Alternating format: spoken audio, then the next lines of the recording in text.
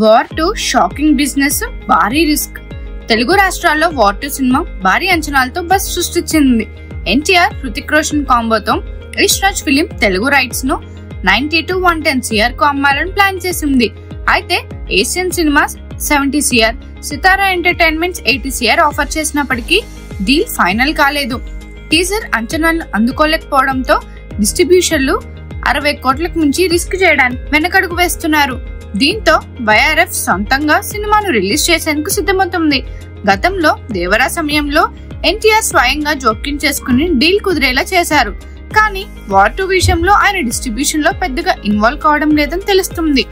YRF ధైర్యంగా Telugu market లో సొంత రిస్క్ తీసుకుని సందడి చేయడానికి రెడీ అవుతుంది. ఈ బిగ్ బెట్ విజయవంతమవుతుందా అనేది ట్రేడ్ వర్గాల్లో హాట్ టాపిక్ గా మారింది. సినిమా బాక్సాఫీస్ విజయం సాధిస్తే YRF తెలుగు మార్కెట్ లో కొత్త వరవడిని సృష్టించవచ్చు. అయితే టీజర్ పై వచ్చిన మిశ్రమ స్పందనలు, భారీ బడ్జెట్ తో కూడిన ఈ ప్రయత్నం రిస్క్ ను పెంచుతుంది. అందరి చూపు ఇప్పుడు YRF నిర్ణయం పైనే ఉంది. మరిన్ని మూవీ అప్డేట్స్ కోసం, ఫిల్మ్ రివ్యూస్ కోసం ఫాలో అవుతూ ఉండండి ఫిల్మీ బౌల్.